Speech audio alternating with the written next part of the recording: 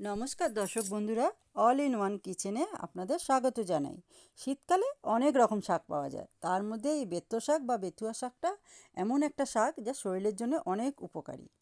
আর আমি যেভাবে রান্নাটা করছি খুবই সাধারণ রান্না, কিন্তু খেতে খুবই সুস্বাদু।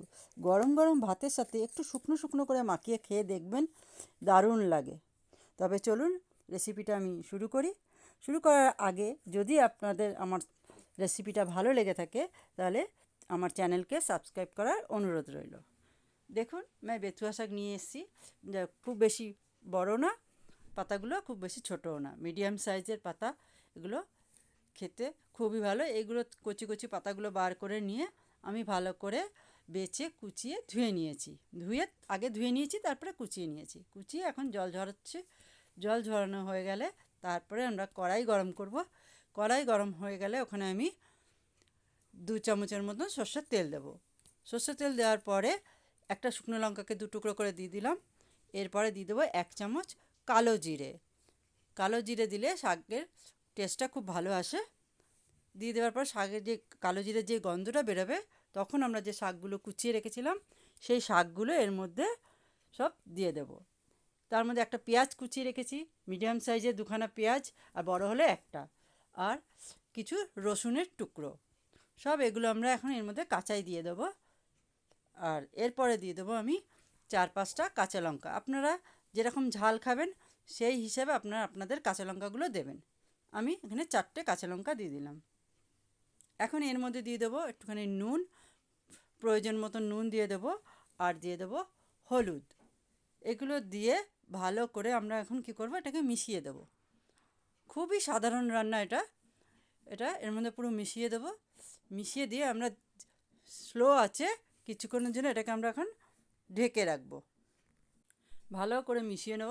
মিশিয়ে নিয়ে এটাকে এখন আমরা ধিমে আঁচে ঢেকে রেখে দেবো। ধিমে আঁচে রেখে দেবো 5 মিনিটের মতন। এটাকে আমরা ঢেকে রেখে দেবো। 5 মিনিট হয়ে গেছে।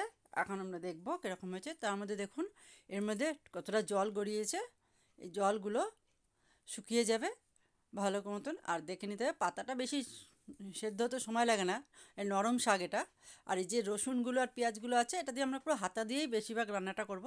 হাতা দিয়ে এরকম রসুনগুলোকে আর পেঁয়াজগুলোকে, লঙ্কাকে সব বাড়ি দিয়ে দিয়ে দিয়ে এগুলোকে এরকম করে নেব। দেখুন, নাড়াবো আর করব, নাড়াবো আর করব, এরমভাবেই শাকটা সম্পূর্ণ আমরা রান্নাটা করব। এখন একটু ভালো মতন নাড়িয়ে চাড়িয়ে সেদ্ধ মতো করে দেবো। রসুনগুলো আর একটু সেদ্ধ হবে, তার জন্য আমরা কি করব, আবার এটাকে এখন একটুখানির জন্য আমরা ঢেকে দেবো। ভালো করে মিশিয়ে নেব। মিশিয়ে আমরা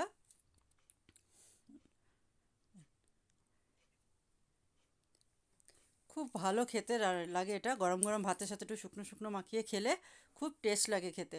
আপনারা অবশ্যই একবার ঘরে করে দেখবেন। আর এই শাকটার তো উপকারিতা অনেক আছে। আর এই শীতকালে এই শাক পাওয়া যায়, অন্য সময় শাকটা পাওয়া যায় না। তো এখন একটু খুন্তি দিয়ে আমরা এটা নাড়ি চাড়িয়ে নিলাম। ঢেকে রেখেছিলাম একটুখানি সময়, তারপরে একদম পুরো দেখেন সব সেদ্ধ হয়ে গেছে। একটু নাড়িয়ে চাড়িয়ে তারপর আবার একটু খুন্তি দিয়ে করার পরে আবার একটু হাতা দিয়েই বাড়ি দিয়ে দিয়ে শাকগুলোকে উপরে একটু হালকা হালকা চাপ দিয়ে দিয়ে রসুনগুলো, পেঁয়াজগুলো, লঙ্কা এরমভাবে সব করে করে আমরা শাকটাকে সম্পূর্ণভাবে রান্না করব। তারপর পুরো জলটা শুকিয়ে যাবে, শুকনো শুকনো হয়ে যাবে। দেখেন, এখন আর জল নেই শাকের মধ্যে। বন্ধুরা, যদি আপনারা আমার চ্যানেলে প্রথমবার এসে থাকেন, তাহলে আপনাদের সাবস্ক্রাইব করার অনুরোধ রইল।